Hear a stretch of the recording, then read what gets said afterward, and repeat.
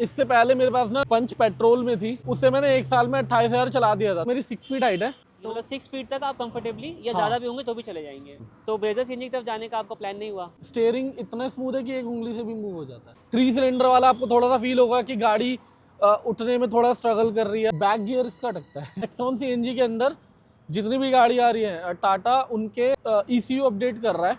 कोई टाटा लेता है ना तो सर्विस सेंटर सबसे बड़ा पॉइंट होता है। कैबिन के अंदर थोड़ा नॉइस आता है। तो ये सारी बातें हो चुकी, अब मेन बात कर लेते हैं कि गाड़ी देती कितना है। हाँ,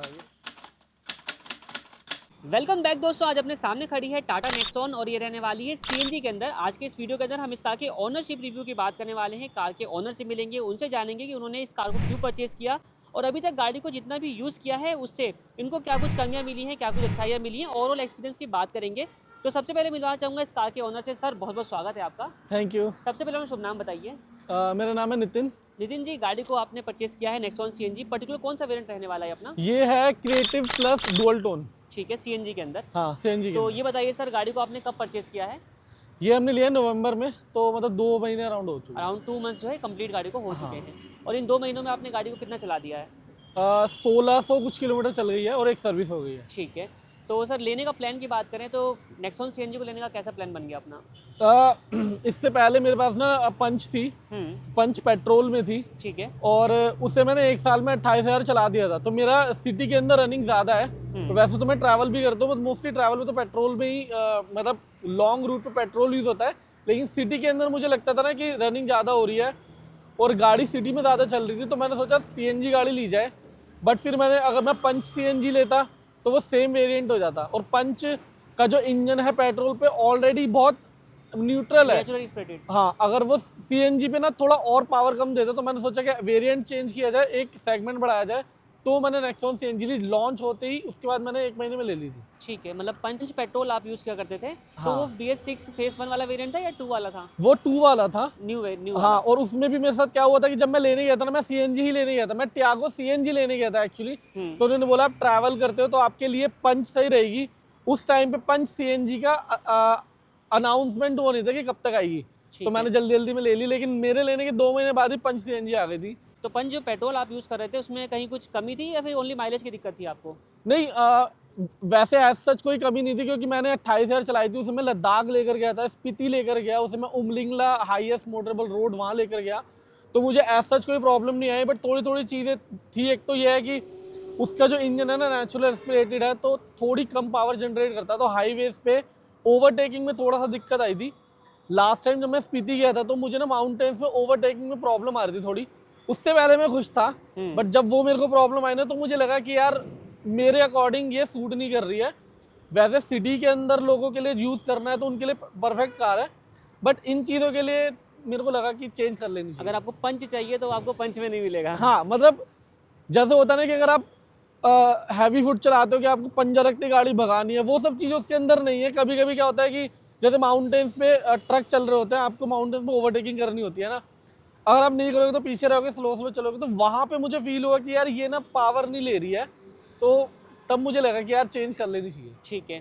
तो नेक्सॉन सीएनजी आपने परचेज करी। सर अगर देखा जाए तो ब्रेजा सीएनजी भी आती है, तो ब्रेजा सीएनजी की तरफ जाने का आपका प्लान नहीं हुआ? 2 रीज़न है। सबसे पहला रीज़न बूट स्पेस।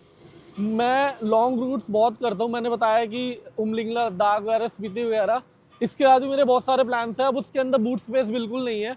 अब मैं और मेरी वाइफ ट्रैवल करते हैं, कभी कभी फैमिली भी करती है, तो मुझे बूट स्पेस चाहिए था जहाँ मैं सामान भर के ले जा सकूँ। तो सबसे पहला रीज़न ये था।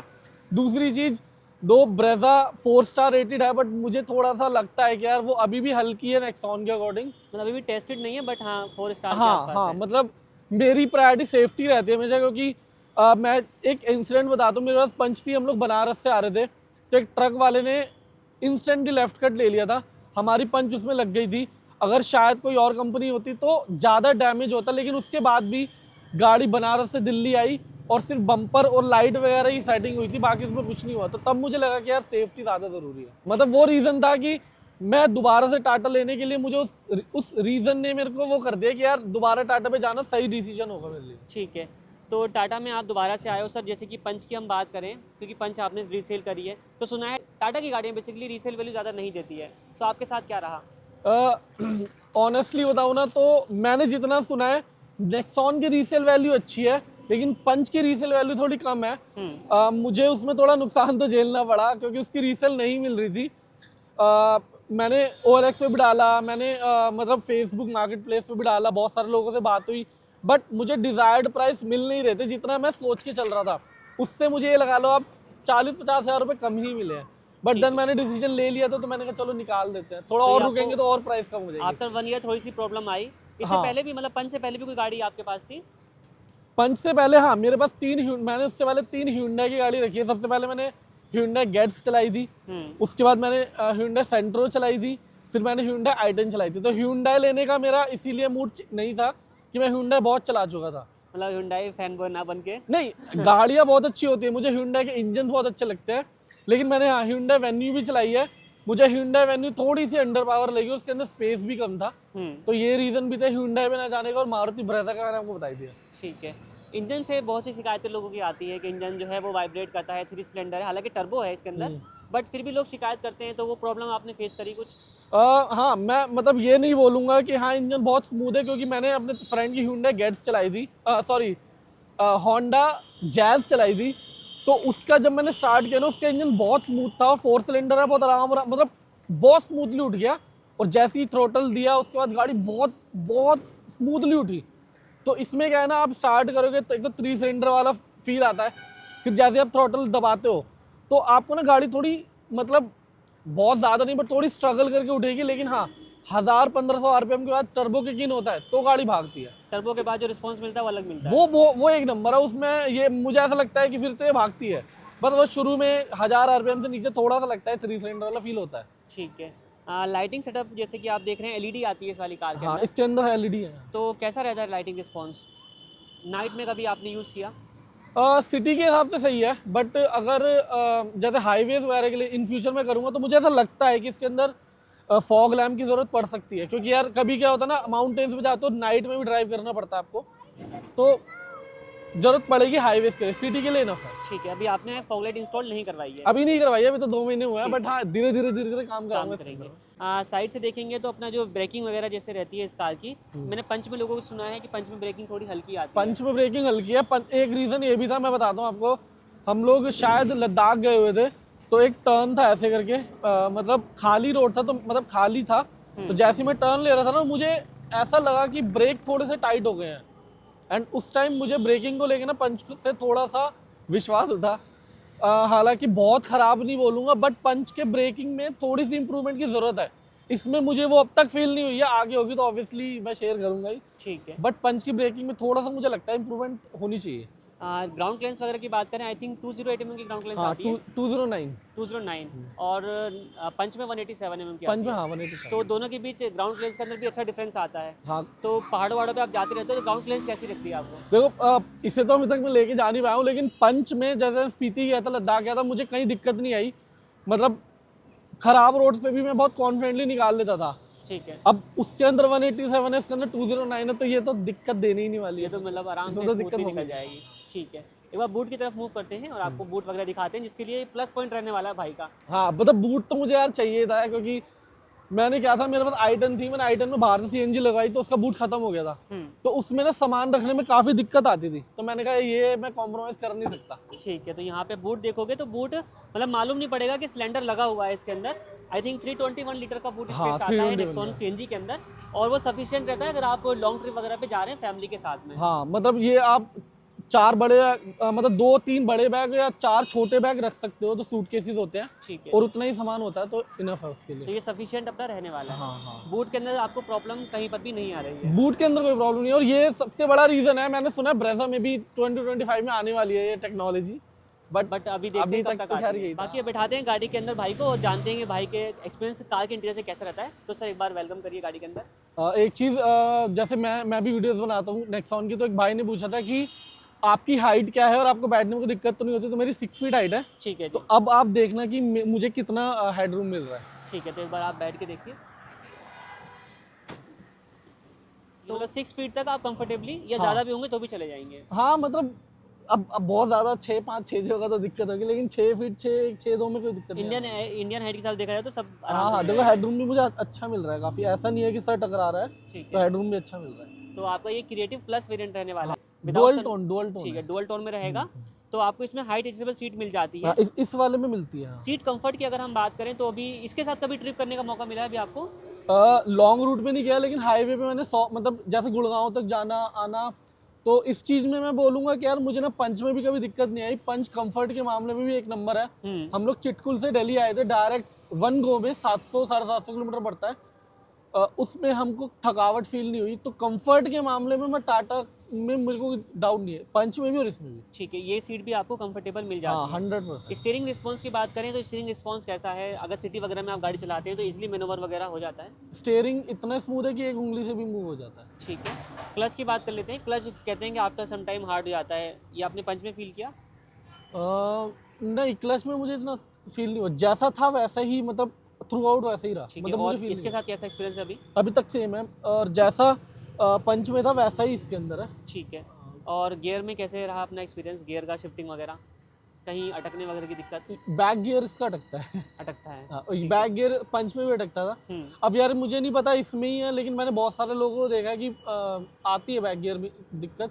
मैं सर्विस सेंटर में दिखाऊंगा, बट बैक गियर थोड़ा अटकता है इसका कभी कभी। ठीक है, तो अभी जब जब जितना भी गाड़ी को आपने चलाया है, आई थिंक 1600 किलोमीटर आपने बताया मुझे, तो पीछे लोगों को बैठने का मौका मिला है? हाँ, मतलब मेरे मम्मी पापा और मतलब 3 लोग भी बैठे हैं। कंफर्टेबल बैठते हैं, कोई ऐसी दिक्कत नहीं आती कि स्पेस कम है। स्पेस काफ़ी अच्छा है। मेरे कज़न के पास सोनेट है, उसमें पीछे स्पेस कम है, मतलब 3 लोग बैठते हैं ना, दिक्कत होती है, लेकिन इसके अंदर वो दिक्कत नहीं होती। कंफर्टेबली 3 लोग बैठ जाते हैं। तो एक बार भाई को पीछे ही बिठा के दिखाते हैं कि कैसा कुछ स्पेस रहता है और इंग्रेस एंग्रेस कैसा रहता है इसके अंदर, क्योंकि पंच में तो 90 डिग्री ओपनिंग डोर्स मिलते हैं, बट इसमें थोड़े कम मिलते हैं। यहाँ पे आप चेक कर लीजिए,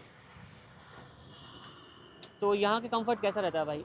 यहाँ भी कंफर्ट अच्छा है। देखो मुझे थाई वो सपोर्ट भी काफ़ी अच्छा मिल रहा है। और जैसे मैं हूँ, उसके बाद देखो इधर बंदा बैठेगा, यहाँ भी काफ़ी जगह है, मतलब बैठ जाते 3 लोग। तो अभी मैक्सिमम 3 लोग बैठ गए हैं? हाँ, 3 लोग आराम से बैठ। किसी ने कोई शिकायत वगैरह की? नहीं, किसी ने कोई शिकायत नहीं करी। हाँ, अंदर से एसी का रिस्पॉन्स शायद आपने फील नहीं किया होगा अभी। नहीं, जब मैंने लिया था थोड़े दिन चलाया था, एसी एक नंबर काम करता है। एसी में कोई दिक्कत नहीं है, एसी बहुत जल्दी कूलिंग कर देता है। ठीक है, और इसके अंदर तो पीछे भी मिलते हैं, पंच में पीछे नहीं थे, तो ये भी एक रीज़न था पंच चेंज करने का। तो बहुत से भाई कहते हैं जैसे कि अभी डिजिटल हो गया है सारा कुछ, टच पैनल वगैरह, एसी वगैरह वाले, तो बहुत से भाई कहते हैं कि यार इसको वही एनालॉग वाला होना चाहिए था, मतलब डायल टाइप होना चाहिए था। तो इसमें भी आप कुछ कहना चाहते हैं? कभी कभी क्या होता है ना, जैसे वो जो एसी वाला कंसोल है, उसमें कभी कभी ऐसा होता है गियर चेंज करते हो आपकी उंगली लग जाती है। कभी कभी जैसे अभी मैं साफ कर रहा था, तो इसका जो हैजार्ड लाइट वाला है वो जल गया था, तो ये वाली प्रॉब्लम आती है। देखने में काफी अच्छा लगता है। तो ये सारी बातें हो चुकी, अब मेन बात कर लेते हैं कि गाड़ी देती कितना है। हाँ, ये क्योंकि तो ये मेन क्वेश्चन रहेगा जो कि भाई सीएनजी परचेस करेंगे, क्योंकि रनिंग ज़्यादा होती है। तो अभी तक आपने जैसे बताया कि 1500-1600 किलोमीटर गाड़ी चला दी है, तो सिटी की बात करें, पहले सिटी में क्या कुछ निकल रही होगी माइलेज आपके हिसाब से? सिटी में सर्विस से पहले ये मुझे 17 पॉइंट कुछ का दे रही थी। तो इसमें क्या है ना कि सीएनजी नेक्सॉन सीएनजी के अंदर जितनी भी गाड़ी आ रही है, टाटा उनके ECU अपडेट कर रहा है। तो ये चीज़ जो भी ले रहा है, मैं उन लोगों को बोलूँगा, अगर आपके गाड़ी में कोई दिक्कत आ रही है, क्योंकि एक मैंने देखा था भाई की गाड़ी चलते चलते रुक गई थी, और कुछ लोगों को क्या होता है कि पावर एकदम लॉस हो जाता है, जैसे आप थ्रॉटल देते हो गाड़ी उठती नहीं है। तो इस वजह से टाटा ने सब गाड़ियों के ECU अपडेट किए हैं। तो ECU अपडेट करने के बाद मुझे 20 दे रही है। हालांकि मुझे ऐसा लगता है कि इसे मैं और लंबे रूट पे चलाऊंगा ना, तो थोड़ा इंजन खुलेगा और इसकी माइलेज बढ़ेगी, बट एज ऑफ नाउ 20 या सिटी में दे रही है। और हाईवे पे तो मैंने सुना है कि 27-28 भी दे रही है। बहुत जल्दी मैं अपने चैनल पे वीडियो डाल दूंगा इसके हाईवे की, तो लोग देख सकते हैं। तो भाई का भी चैनल है, नाम वगैरह आपको यहाँ पे मिल जाएगा, बाकी लास्ट में डिटेल में मैं बात मतलब करेंगे। इसके ऊपर जो भी मेरा एक्सपीरियंस है मैं शेयर करता जा रहा हूँ। बाकी आपके चैनल पे भी अगर मौका मिलेगा, तो जब 10,000 हो जाएंगे तो दोबारा से शेयर बिल्कुल एक बार फिर से कनेक्ट करेंगे। तो ये जैसे आपने कहा सिटी में आपको 20 के आसपास मिल रही है, तो सिटी कौन सी रहेगी, मतलब किस एरिया को हम कंसीडर करें? ऑब्वियसली दिल्ली वाला, क्योंकि दिल्ली के ट्रैफिक में आप चलते हो, आप रेड लाइट पे खड़े रहते हो, आप इतने जाम में चलते हो, उसके हिसाब से 20 दे रही है प्रॉपर दिल्ली के ट्रैफिक में। ठीक है, मतलब ये तो बहुत अच्छा माइलेज आप हाँ, एक तरीके से निकाल मेरे पा रहे हैं। अकॉर्डिंग। अब बहुत सारे लोग सोचते हैं कि इसमें, जैसे ब्रेजा मैंने सुना है कि 24-25 का माइलेज देती है। अब इसका टर्बो इंजन है, तो थोड़ा तो यार मुझे ऐसा लगता है ना, पावर के हिसाब से थोड़ा बहुत तो कुछ ना कुछ खाएगा। तो कमी आपको मिलेगी। हाँ, बट ये है कि अगर आप पेट्रोल गाड़ी से इसकी कंजम्पशन देखोगे ना, 20 में भी आपको ये आधा ही पड़ रही है। ठीक है, ओवरऑल टैंक के अंदर जो है इस कितनी सीएनजी आ जाती है? अगर मैक्सिमम 8.5 किलो तक आई है इसके। 8.5 8, 8.5 तक आई है, जब अगर प्रेशर अच्छा होता है। तो वैसे तो 7, 7.5 में। तो कभी टैंक माइलेज निकालने का मौका मिला है आपको? टैंक टू टैंक नहीं निकाली मैंने, लेकिन ये था कि बिल्कुल ख़त्म होने के उस पे थी, तो मैंने सीएनजी डलवा ली थी। उस टाइम पे ये 20 का माइलेज दे देते इसमें। ठीक है, तो मतलब अगर इस तरीके से देखा जाए कि एक बार आपने फिलअप कराया टैंक पूरा, हाँ उसमें 8 किलो गैस आई, हाँ, तो कितने किलोमीटर तक चली जाएगी? 160 प्लस चलती है 160 प्लस चली जाएगी। तो ये आपके हिसाब से सफिशिएंट है? मेरे हिसाब से। 20 दे रही है, 20 से कम देगी तो मुझे टेंशन हो जाएगी, ठीक है। और सर्विस से वाले टेंशन थी, बट अभी सही दे रही है। हाँ, मुझे ऐसा लगता है कि इसे मैं थोड़ा और चलाऊंगा ना लंबे रूट पे, तो इसकी माइलेज और खुल जाएगी। हाँ, सर्विस की आप बात कर रहे हैं, पहली सर्विस हो गई है, कैसा रहा एक्सपीरियंस? सर्विस सेंटर का एक्सपीरियंस मेरा इस बार अच्छा रहा। जब कोई टाटा लेता है ना, तो सर्विस सेंटर सबसे बड़ा पॉइंट होता है। तो अभी मैंने क्या है, यहाँ पे मैंने एक सर्विस सेंटर है, पहली बार मैं गया था वहाँ पे, काफ़ी अच्छा रहा। मैं अपनी वीडियोस में भी यही बोलता हूँ कि टाटा की सर्विस सेंटर में अच्छा एक्सपीरियंस चाहिए ना, एक तो पेशेंस रख के जाना, थोड़ा टाइम दे देना उन्हें, क्योंकि वो लोग बहुत तेज़ काम नहीं करते, बहुत स्लो काम करते हैं। मतलब पहली सर्विस में भी वो पूरे दिन एक दिन ले लेंगे, ऐसा ऐसा काम होता है। और दूसरी चीज़, अगर दिक्कत आती है आपको सर्विस सेंटर में, तो चेंज करके देख लो यार, एक दो ट्राई कर लो, आपको अच्छा सर्विस सेंटर मिल जाएगा। तो अभी मेरा अच्छा रहा सर्विस जो एक्सपीरियंस था, बट ये है कि पंच में मेरे को थोड़ी दिक्कतें हुई थी। ठीक है, मतलब ऐसा तो नहीं रहा, क्योंकि मैंने अभी कल टाटा कर्व का रिव्यू लिया था, तो भाई कह रहे थे सर्विस करवाने गया पहली, तो उन्होंने मेरे सामने गाड़ी खड़ी थी, तो धो के लाके खड़ी कर दी, कह रहे सर्विस हो गई। यार ये ना, मुझे भी यकीन, सच बताऊँ मुझे भी यकीन नहीं होता। अभी जो फर्स्ट सर्विस है मैं छोड़ कर आ गया हूँ, मैं शायद थर्ड सर्विस जब होगी, जब इसका ऑयल चेंज होगा, तब मैं छोड़ के नहीं आऊँगा, अपने सामने कराऊंगा। तो ये तो यार आपस की अपने ऊपर बात है। ठीक है, तो मतलब अभी है डाउटफुल बट थोड़ा सा। ऑनेस्ट, मैं अपने केस में बताऊँ, मैंने उनको 4-5 प्रॉब्लम बताई थी। एक तो ECU अपडेट वाली, जो इसके RPM बहुत ज़्यादा हाई जा रहे थे, ठीक है। एक इसका नेट लूज था। तो जितनी मैंने प्रॉब्लम बताई थी, उन्होंने मेरी गाड़ी में सही करके दी, तो मेरी गाड़ी में तो काम हुआ था। मतलब जो आपने वहाँ कंसर्न दिया उन्होंने रिजॉल्व किया। हाँ, ये भी सर्विस सेंटर के केस हो गए ना, कि उनके सर्विस सेंटर वाले ने काम नहीं किया, मेरे वाले ने काम कर दिया। ठीक है, अभी तक कमियों की बात करें, ज़्यादा कुछ मिली नहीं होगी आपको, एक आधी मिली होगी, तो क्या रही, इसको हाईलाइट करना चाहिए आप? बहुत ज़्यादा तो देखो मुझे नहीं मिली, लेकिन हाँ, वही वाली चीज़ है कि सबसे पहले बात आती है रिलायबिलिटी की। रिलायबिलिटी में मुझे टाटा में कोई इश्यू नहीं आया। हाँ, थोड़ा बहुत ही होता है कि कैबिन के अंदर थोड़ा नॉइस आता है। अगर आप ऑब्वियसली ब्रेजा में बैठोगे, इसमें बैठोगे, तो नॉइस आएगा। इंजन नॉइस की बात करें या फिर पार्ट्स की वाइब्रेशन? इंजन आवाज़, जैसे आप थ्रॉटल दोगे, इंजन आवाज़ करता है ना, तो वो कैबिन में थोड़ा थोड़ा सुनाई देता है ना। इंजन नॉइस हो गई। हाँ, और जैसे 3 सिलेंडर वाला आपको थोड़ा सा फील होगा कि गाड़ी उठने में थोड़ा स्ट्रगल कर रही है, थोड़ा वाइब्रेट कर रही है स्टार्ट होने में। तो यही सारी चीज़ें हैं, बाकी इसके अलावा मुझे इसमें अभी तक कोई दिक्कत लगी नहीं है। मतलब वही इशू है जो कि जनरली कॉमन है। हाँ, जो कॉमन है, हर टाटा वालों को लगता ही है। ठीक है, तो वो कॉमन इश्यूज के अलावा आपको एक्स्ट्रा कोई दिक्कत नहीं आई है? नहीं, एक दो दिक्कत आई थी, वही इसके RPM बहुत ज़्यादा बढ़े हुए थे, वो सब सही कर दिया, तो अभी कोई मेजर प्रॉब्लम मुझे आई नहीं है। ठीक है, अगर कोई भाई ब्रेजा और नेक्सॉन में देख रहा है, तो आपकी तरफ सजेशन रहेगा कि बूट स्पेस चाहिए और पावर चाहिए और सेफ्टी चाहिए, और सेफ्टी चाहिए, तो आप नेक्सॉन की तरफ बेझिझक जा सकते हैं। क्योंकि मैं तो यही बोलूँगा यार, अगर लॉन्ग रूट पे देखो, सिटी के अंदर कोई दिक्कत नहीं होती, लेकिन हाईवेज पे कभी कभी क्या होता है ना, कि आप कितना भी सेफ चला लो। अभी आपने देखा होगा, थोड़े दिन पहले एक्सीडेंट हुआ, एक कंटेनर गिर गया है ना, तो मेरे अकॉर्डिंग सेफ्टी पहली प्रायोरिटी होनी चाहिए रिलायबिलिटी से। क्योंकि कभी भी कुछ भी हो सकता है, कभी भी कुछ भी हो सकता है यार, आप अपने ऊपर वो कर सकते हो, दूसरों ऊपर डिपेंड नहीं रह सकते। तो मेरे अकॉर्डिंग अगर ये सारी प्रायोरिटीज़ हैं, तो आप नेक्सॉन ले लो, वरना ब्रेजा भी मुझे अच्छी लगती है, तो वो सब डिपेंड करता है। ठीक है, एक क्वेश्चन और आ गया अपना, जैसे कि आपने कहा आपके पास पुरानी हुंडई की कोई गाड़ी थी जिसमें आपने आफ्टर मार्केट रेट्रोफिट CNG लगवाई थी, हाँ, और अभी आप ऑन कर रहे हैं कंपनी फिटेड CNG, तो दोनों के बीच में क्या डिफरेंस था? आप नेक्सॉन में या फिर पंच में भी CNG लगवा सकते थे? इसमें ना, जैसे ही आप CNG पे स्विच करते हो, तो आपको फील नहीं होता। ठीक है, मतलब पावर ऑब्वियसली पेट्रोल में 126 देती है, CNG में 99 bhp देती है, लेकिन वो आपको फील नहीं होगा। लेकिन जब आप आफ्टर मार्केट लगवाते हो ना, वो थोड़े थोड़े टाइम बाद काम मांगती रहती है। कभी आपको CNG, कभी इसके इंजेक्टर साफ कराने पड़ेंगे, कभी इसके एडवांसर सही कराना पड़ेगा, तो आपको टाइम बाय टाइम कराना पड़ेगा। लेकिन कंपनी फीड में आपको थोड़ी सेफ्टी ज़्यादा मिल जाती है, और आपको प्रॉब्लम्स कम आती है, और इंजन वगैरह पूरी सेटिंग CNG के हिसाब से होगी, तो दिक्कत कम आएगी। तो थोड़ा सा ज़्यादा रिलायबिलिटी का जो है वो आपको। हाँ, और अगर मैं पंच में बाहर से लगवा लेता, तो बूट स्पेस खराब हो जाता, और कंपनी फिटेड वाला मज़ा नहीं आता, तो इसलिए मैंने लगवाया नहीं इसमें। ठीक है, तो ओवरऑल जो है भाई का यही सब एक्सपीरियंस था कार के साथ जो कि उन्होंने शेयर किया है। लेकिन हाँ, जैसे कि भाई ने बताया कि अभी 1600 किलोमीटर की कार को उन्होंने यूज़ किया है, तो जो भी दिक्कतें आएंगी, जो भी अच्छाइयाँ मिलेंगी, वो आपको इनके चैनल पे भी देखने को मिलेगी। सर, आपने चैनल का नाम बताइए एक बारी। मेरा चैनल है vlog VLOG and then BAAZ, vlog Baaz Nitin. ठीक है, आप स्क्रीन पे डाल देना, थोड़ा टफ नेम है, बट ये है कि याद मेरा जो रहेगा आपको। हाँ तो मैं एक बार मेंशन कर दूंगा, डिस्क्रिप्शन में आपको लिंक भी मिल जाएगा। इंस्टाग्राम अकाउंट भी है जहाँ से भाई को आप फॉलो भी कर सकते हैं। बाकी कोई भाई अपना कार की ओनरशिप रिव्यू हमारे साथ शेयर करना चाहते हैं, तो हमें कॉन्टैक्ट कर सकता है। इस वीडियो को हम लोग यहीं पर एंड करते हैं। वीडियो देखने के लिए आप लोगों का धन्यवाद।